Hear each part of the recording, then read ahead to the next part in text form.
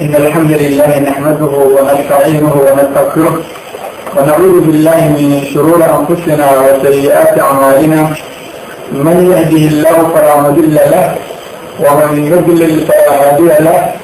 وأشهد أن لا إله إلا الله وحده لا شريك له، وأشهد أن محمدا عبده ورسوله. اللهم صل وسلم على نبينا محمد وعلى آله وأصحابه ومن اهتدى بهديه إلى يوم الدين. أما بعد، فقد قال الله تعالى في محكم تنزيله وهو أصدق القائلين: أعوذ بالله من الشيطان الرجيم، وما النصر إلا من عند الله العزيز الحكيم. الله سبحانه وتعالى kitaabkiisa munazalka oo muxkamka wuxuu ku bayaaniyey nasri inuusan jirin ilaa alla agtiisa inuu ka ahaado mooyaane, oo nasriga iyo gargaarka dhan inuu gacanta rabbi ku jiro subxaanahu wa tacaala, xagga rabbina uu ka yimaado ayuu allah ku cadeeyey aayadda oo ku jirta suurati ali cimraan. rasuulka sala allahu calayhi wasalam wuxuu ku yidhi xadiid saxiixa ku sugan qaar ka mid ah: ونصرت بالرعب مسيرة شهر. rasuulka sala allahu calayhi wasalam wuxuu leeyahay waxaa la iigu gargaaray rucbi iyo argagax in gaalada lagu riyo bil socodkeed meel jirta kolkay ii jiraan. waxaad halkaa ka ogaatay gaalada ilaahdaa rucbi iyo argagax qalbigooda ku rida, nasrigana muslimiinta waxaa siiyaa waa allah subxaana wa tacaala. waxaa laga rabaa qof walba oo muslima inuu gargaar iyo liibaan alla weydiisto, muslimiinta u weydiiyo. gacan waxaa iskale allah, waxa wax qaban karaana waa allah subxaana wa tacaala. waxaa laga rabaa dadka muslimiinta ah oo ilaahay darti u soconayaa inay ku dadaalaan waxa alla raalli ka yahay, oo ay ilaaliyaan diinta islaamka, oo ay ka tagaan waxa rabbi ka xarimay subxaana wa tacaala. kolkaas ayaa loo gargaarayaa oo allah subxaana wa tacaala nasri iyo guul oo in badan siinayaa. markaa ahadka muslimka ah waxaa laga doonayaa inuu ogaado nasrigu inuu xagga rabbi ka yimid subxaana wa tacaala oo kale ah,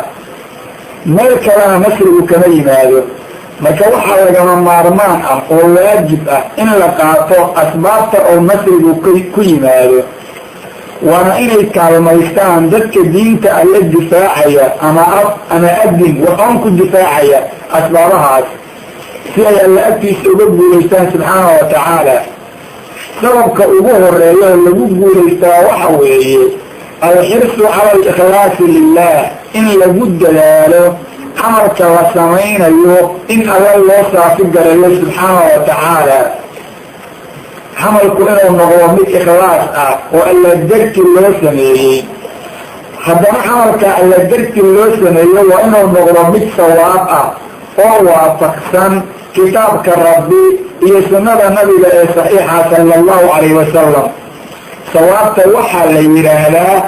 in lagu dadaalo daacaadka kuwa daahirka ee muuqda iyo kuwa baatinka oo qarsoon in la sameeyo iyadoo loo samaynayo siduu nabigu u sameeyey sala allahu calayhi wasalam, lagana tago sayi-aadka iyo waxa xun. maxaa yeelay allah subxaanahu wa tacaala addoon ma aqbalo camalkiisa, camalkaas oo daaxo ah ama macsiyo hadduu ka tegey, haddii aan laga helin 3 shardi. shardiga ugu horeeyaa waxa weeye an yakuuna sawaaban calaa waqti maa jaa bihi rasuulu llahi sala allahu calayhi wasalam min cindi rabbi caza wajalla. camalku waa inuu noqdaa mid sawaab ah oo waafaqsan wixii uu rasuulku kala yimid alla agtiisa subxaana wa tacaala. waa shardiga ugu horeeya. shardiga labaad waxa weeye an yakuuna khaalisan lilah, camalku waa inuu noqdaa mid alla u saafi ah oo alla darti loo sameeyey. ee hadduu noqdo camal aan saafi ahayn wax faa'iido la yidhaha ma lahan. shardiga saddexaad waxa weeye an yakuuna almuctaqidu saxiixa, waxyaalaha uu qofku ictiqaadinayo ama quluubta uga jiraa ama uu doonayo inuu diin ahaan u aaminsan yahay waa inay noqdaan kuwo saxiixa. acmaashu markay sidaa noqoto ayuu allah aqbalaa. dadka ikhlaaska iyo sawaabta iyo caqiidada wanaagsan ku dadaalay أيانا الله سبحانه وتعالى أسبابتي جرجارك غيرت أمور الأوسية وأعماش ربي اللي وقود دورانيو وجهادك يدفاع دينة إسلامك أيواليالك أيهين وحقوقك مسلم كالجد دونيا إني نغطى على درك مثل ولجيله وإني نغطى مثل وافقسان نصوصتا الله سبحانه وتعالى وحكيري كتاب كيس منزل كآيات كاملة وقجرت سورة الكهف فمن كان يرجو لقاء ربه فليعمل عملا صالحا ولا يشرك بعبادة ربه أحدا أحد كالقرم كأواب الجينية عمل وناكسا وكتاب كأله يسنر نبي صلى الله عليه وسلم صحيحا وفقسا خليه ماله عبادتنا يوسن على ابن أبو الدرين اللي درتي كريه هأصنع عملك هدو الدونيو قول الدونيو إيا النحريس آخرة انترى أسبابها اللي قوليستو أيها مكوى رمي الدونا دي الله إلهو سببك أبوه الريانا وإغرافك إيا سوابك إن لقود دلالو سببك اللوات إبوسة كان وحويله إن للينا لا يواجب كتاي لازم الدل لازم تغوى الله وقفك كوحن بارا يسنية إنه يناكسله قصدك إنه يناكسله يوحو قصده إيا النسدي فإنه كبده يوقرنك حلال إنه عنه حلال إنه عدو وحلال إنه لبسته ركوب في سنة إنه حلال مغضو وانا إنه إسكئل عليها شيء كستا أوحن وقصد كيسة وعقوبة كينية وإنه كد لها إنه إسكئل عليها خيانة إيا بينتا أو تقوى باوحيا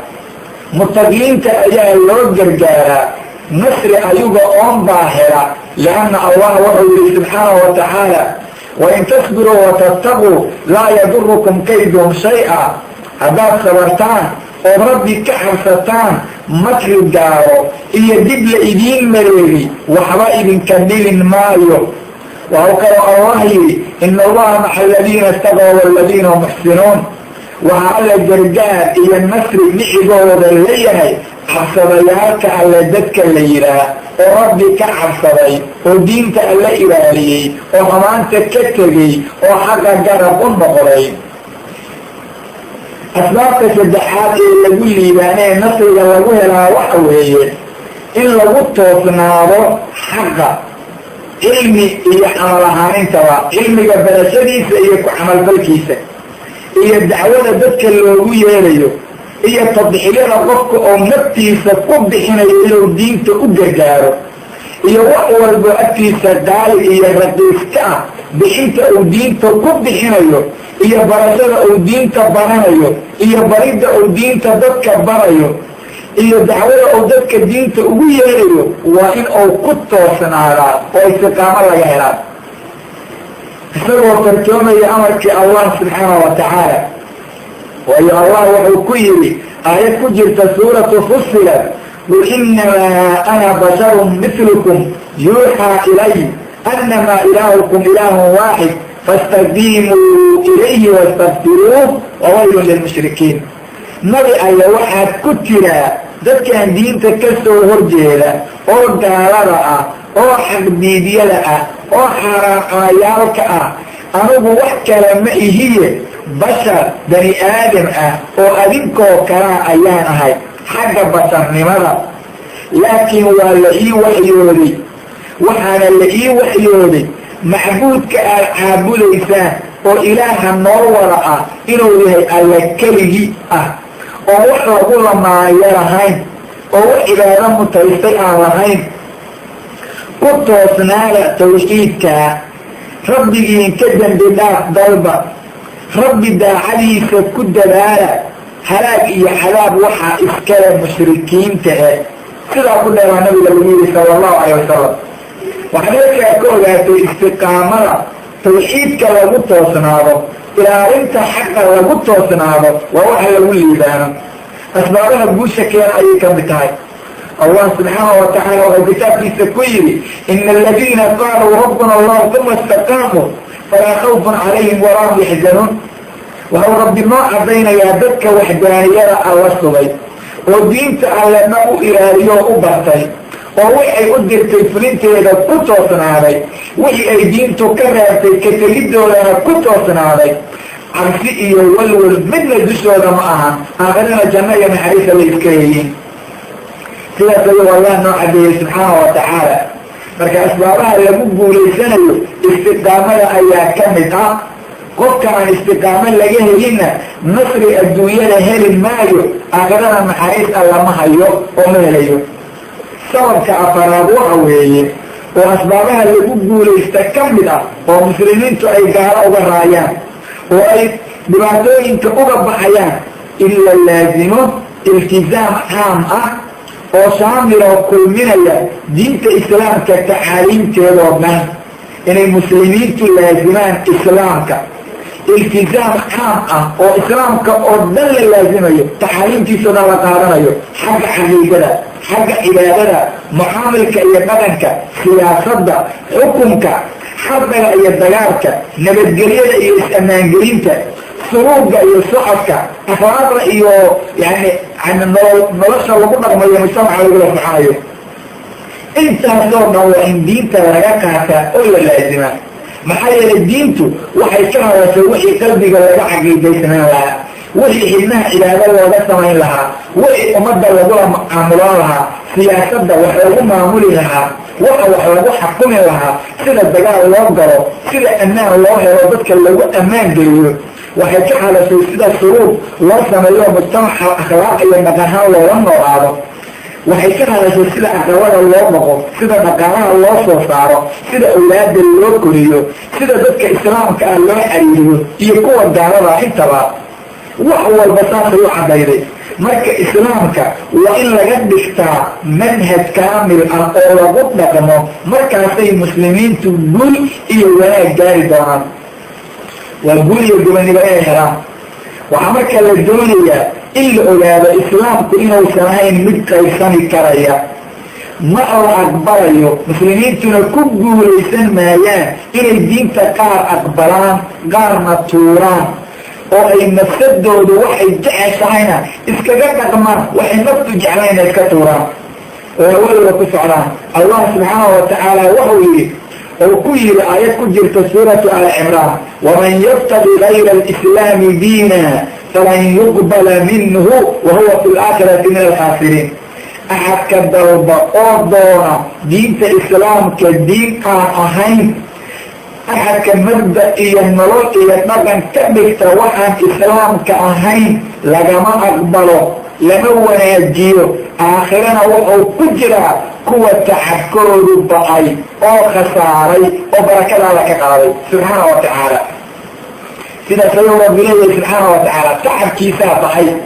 waa mid khasaaray maaragtay adduun iyo aakhiraba. waa axadka ka dhigta nolol ama dhaqan waxoon waxaan diinta islaamka ahayn. allah subxaana wa tacaala wuxuu ku oranayaa aayadda ku jirta iyaduna suurat lbaqara, afatu'minuuna bibacdi alkitaabi watakfuruuna bibacd famaa jazaau man yafcalu dalika minkum ilaa khizyun fi lxayaati اddunya ويوم القيامة يردون إلى أشد العذاب وما الله بغافل عما تعملون. وهو الله قرانيا وردك إسلام كأمو أما دك الدين الرميليو مرمين إنسان إلى الدين تأسود الجية كتبت على قارك مئة قارنا ما كجالو إنسان ذك سلايا أما المرين تودو وحكرا معهم بغليه in adduunka lagu duleeyo, aakhirana calaamidka ugu xun loo celiyo oo la celiyo oo balaayo lagu salido mooyaane. allahna ma ahan mid halmaansan waxaad samaynaysaan. haddaba diinta oo qaar la rumeeyo qaarna laga tago waa midda ay ku dhaqmeen carabka dadka islaamka sheeganaya maanta ku nool, ilaa wax yaro loo naxariista mooyaane. dadka diinta qaar ku dhaqma qaarna aan ku dhaqmina ka taga, adduunka waa sidii loo alla yidhi, aakhirana waa cadaab. آخرة لما جارين الدون كمحاها يستقومت بعالم ككل الإسلام كأمس بشاقته يعني يتكري جدا وربعين كبحكرة عالم كان أنادو إغنو ما كان يتكبريني عن صومالي إغنو